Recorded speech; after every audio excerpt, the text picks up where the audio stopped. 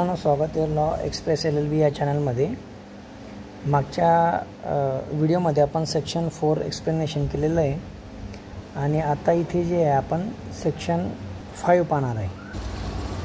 Section 5 पाहणार आहे आपण। नेमकं सेक्शन 5 आहे तरी काय? ओके, नेमकं सेक्शन 5 असं म्हणतो revocation of proposal and acceptance. Revocation of proposals and acceptance. तर बेअर ॲक्ट काय? A proposal may be revoke at any time इथं असं लिहिलेलं आहे, before the communication of its acceptance is complete. कळतंय?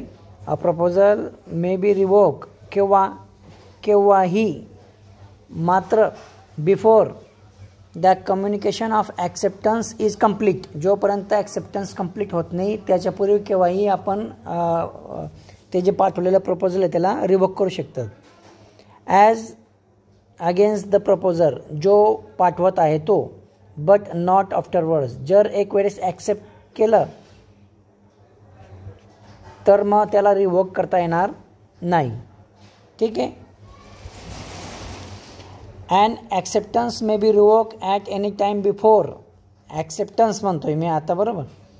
हे प्रपोजल होतं, प्रपोजल पाठवणारा प्रपोजल पाठवतो आणि acceptance may be revoke at any time before communication of acceptance is complete as against the acceptor but not afterward. तसंच एक वेळेस जर तुम्ही ॲक्सेप्ट केलं त्या प्रपोजलला मग ते तुम्ही त्याला रिवोक करू शकत नाही, बरोबर? मग त्याला तुम्ही रिवोक करू शकत नाही केव्हा? जर तुम्ही ॲक्सेप्टन्स केल्यानंतर जर रिवोक म्हणजे प्रपोजलवाल्याला कळालं की तुम्ही प्रपोजल ॲक्सेप्ट केलं, मग तुमच्या जे रिवोकेशनची जी कंडिशन्स आहे ती रिवोकेशनची बंद होते, जोपर्यंत रिवोकेशन प्रपोजल पाठवणारा पाठवत नाही तोपर्यंत। आता एक्झाम्पलमधून आपण पाहू नेमकं सेक्शन 5 काय म्हणतो। ठीक आहे। तर तुम्हाला मी ऑलरेडी एक्सप्लेनेशन केलं रिवोकेशन ऑफ प्रपोजल कसं होतं। A proposal can be revoke before communication of its acceptance is complete as against the proposer. पाठवणारा जोपर्यंत ॲक्सेप्टन्स म्हणजे ॲक्सेप्टी जो आहे तो त्या प्रपोजलचं लेटर तुम्हाला कम्युनिकेशन लेटर पाठवत नाही की मी ॲक्सेप्ट केलं, तोपर्यंत तुम्ही त्याला रिवोक करू शकतात। मात्र त्याने एक वेळेस पोस्ट केलं म्हणजे तुमच्या प्रपोजल त्याने ॲक्सेप्ट करून पोस्ट केलं, मग तुम्ही त्याला रिवोकेशन करू शकत नाही। Once the communication of acceptance is complete against कोणाशी? प्रपोजर, जो पाठवतोय लेटर, तो जो प्रपोजल पाठवतोय तो, the right to revoke is lost. मग प्रपोजरच्या राईट काय आहे तो लॉस्ट होऊन जातो। त्याच्यामध्ये एक्झाम्पल आपण पाहू। A proposes to sell his house to B by post. एने प्रपोज केला त्याचे जे घर आहे ते बीला पाठवतोय, कशाने? बाय पोस्टाने, बरोबर? आता पोस्टाने पाठवत आहे, मग आता काय आलं? रिवोकेबल पिरियड कुठलं राहणार? At any time before B post his म्हणजे हा कोण आहे? बी आहे, लेटर ऑफ ॲक्सेप्टन्स। मग एने लेटर पाठवलं घर विकण्याबाबतच्या, सोल्ड हाऊस। ठीक आहे। आणि ते जे लेटर आहे ते लेटर निघालं बीकडे प्राप्त झालं, बरोबर? आता बीला जशी त्या लेटरची माहिती मिळाली, बी नोज युअर प्रपोजल म्हणजे तुमची जी प्रक्रिया होती, एची जी प्रक्रिया होती, ए प्रोसिजर ही काय झाली इथं? कंप्लीट झाली। केव्हा? बीला ज्या वेळेस माहिती पडलं तेव्हा आता तुमच्याकडे पिरियड रिवोकेशनचे म्हणजे एकडे ज्याने प्रपोजल पाठवला त्याच्याकडे पिरियड किती आता, जोपर्यंत till B send acceptance of proposal by post, जोपर्यंत बी ॲक्सेप्टन्स लेटर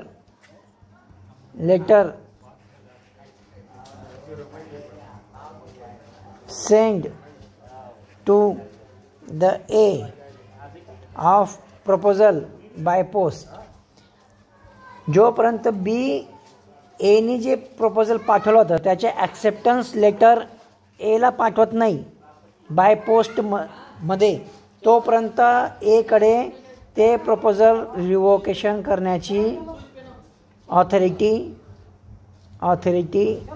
आहे. ठीक आहे. इथं पहा, after B post letter of acceptance, जर बीने ते लेटर ॲक्सेप्ट केलं, आफ्टर बी पोस्ट, हा शब्द महत्त्वाचा आहे. After B post letter of acceptance, एक वेळेस बीने तो जो प्रपोजल आहे ॲक्सेप्ट करून बाय पोस्टाने पाठवून दिलं एला, तर मग ते रिवोकेशन पिरियड जो आहे, revocation period is lost by A. मग तो एचा रिवोकेशन पिरियड होता तो लॉस्ट झाला. तो ए कांट रिवोक हिज प्रपोजल कोणाशी, अगेन्स्ट बी. कळालं? मला वाटलं असेल या एक्झाम्पलने तुम्ही कळालं असेल. इथं पाहिजे इथं एक डायग्राम दिलेली आहे, आपण ती डायग्रामला आता पाहू. आपण इथे एक डायग्राम दिलेली आहे, ते डायग्राम पाहू. प्रपोजल सेंट हे पहा, प्रपोजल सेंट, एनी प्रपोजल काय केला, सेंट केला. आता रिवोक पिरियड त्याच्याकडे आहे, जोपर्यंत ॲक्सेप्टन्स लेटर बी पोस्ट करत नाही तोपर्यंत, बरोबर. जोपर्यंत ॲक्सेप्टन्स लेटर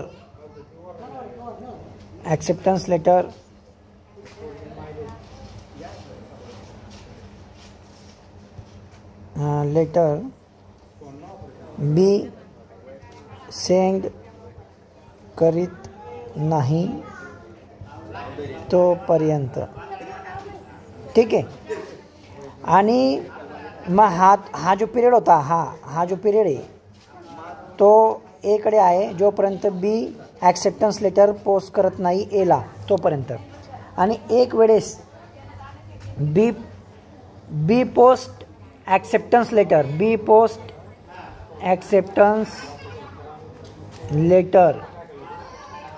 टू ए, बरोबर. जर त्याने बीने ॲक्सेप्टन्स लेटर पोस्ट केला एला, मग रिवोकेशन राईट एचं इज राईट ऑफ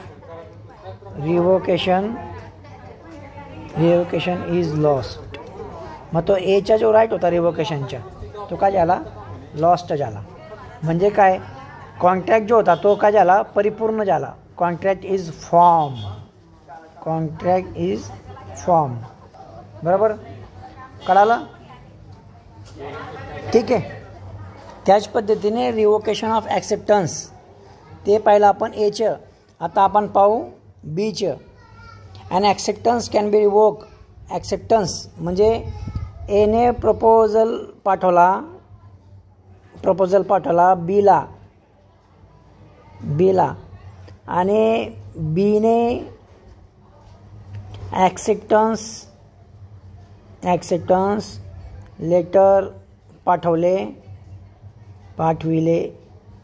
एला.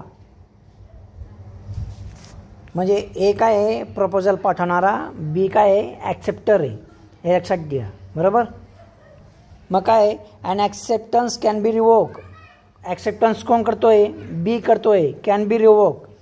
The communication of acceptance is complete, जोपर्यंत कम्युनिकेशन ऑफ ॲक्सेप्टन्सची जी प्रोसेस ती कंप्लीट होत नाही कोणाशी, अगेन्स्ट ॲक्सेप्टर म्हणजे बीशी, अगेन्स्ट ॲक्सेप्टर. ॲक्सेप्टर कोण आहे मी तुम्हाला ऑलरेडी सांगितलं, ॲक्सेप्टर हा बी आहे, ॲक्सेप्टर हा कोण आहे प्रपोजल, बी कोण आहे ॲक्सेप्टर. अगेन्स्ट द ॲक्सेप्टर, जोपर्यंत रिवोकेशन म्हणजे ॲक्सेप्टन्सची प्रक्रिया पूर्ण होत नाही बीशी, अगेन्स्ट द ॲक्सेप्टर, तोपर्यंत त्याला रिवोकेशनचा टाईम असतो. एक्झाम्पल काय, A proposes to sell his house to B by post, तेच मागचे एक्झाम्पल आहे. मात्र मागच्या वेळेस आपण काय पाहिलं, एचं पाहिलं, एला कुठपर्यंत टाईम असतो प्रपोजल रिवोक करण्याच्या. इथं काय आहे बीला कुठपर्यंत टाईम आहे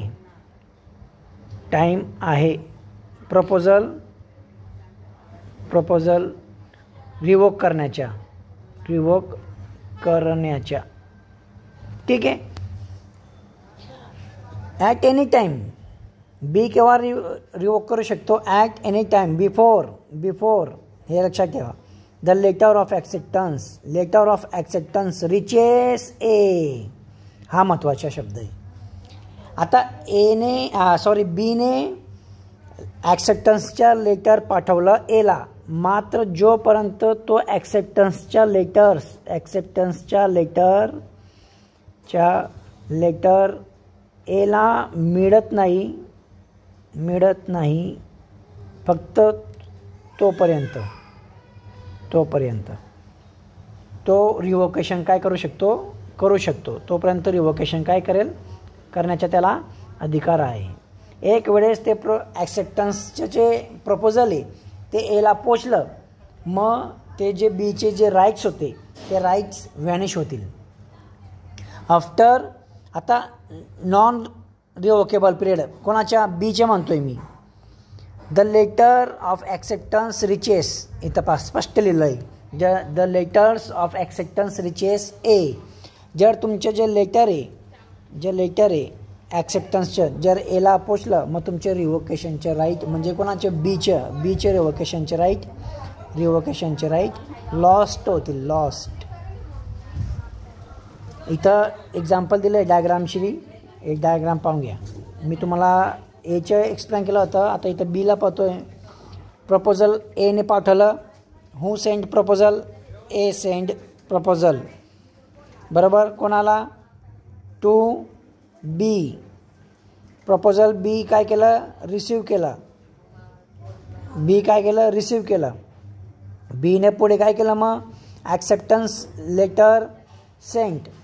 अजून सुद्धा त्याच्याकडे काय आहे टाईम आहे, कशाचा टाईम आहे, रिवोकेशनचा टाईम आहे बरोबर. मग ॲक्सेप्टन्स लेटर जे होतं ते बाय पोस्टाने त्याने पाठवलं बरोबर. मग ते एक वेळेस रिसीव झालं एला, मात्र रिवोकेशनचा जो पिरियड होता, तो जो टाईम होता रिवोकेशनचा लॉस्ट झाला. कारण काय झाला, कॉन्ट्रॅक्ट कंप्लीट झाला, परिपूर्ण फॉर्म. कळालं. मला नाही वाटत त्याच्यामध्ये काय तुम्हाला शंका राहिली असेल. सेक्शन 5 मध्ये revocation of proposal and acceptance and method of revocation पाहिलं आपण, त्याच्यामध्ये सर्व पूर्ण आपण पाहिलेलं आहे, ठीक आहे बरोबर. आता ते उत्तर प्रदेशचे जे सेक्शन 5 होतं त्याला अमेंडमेंट केलेलं आहे, ठीक आहे. ते एवढं काय आपल्याला कामाचं नाही आहे. आता आपण पुढच्या व्हिडिओला सेक्शन 6 पाहणार आहे. तोपर्यंत जर तुम्हाला व्हिडिओ आवडला असेल तर लाईक करा, आणि एक्झाम्पल बी तुम्हाला दिलेलं आहे. जर कळाला असेल तर मला सांगा, नसेल कळाला तर मला तुम्ही ते जे यूट्यूबमध्ये खाली कमेंट्स करतात तिथं आपण सांगू शकतात. व्हिडिओ आवडला असेल तर लाईक करा, सबस्क्राईब करा, ठीक आहे. धन्यवाद.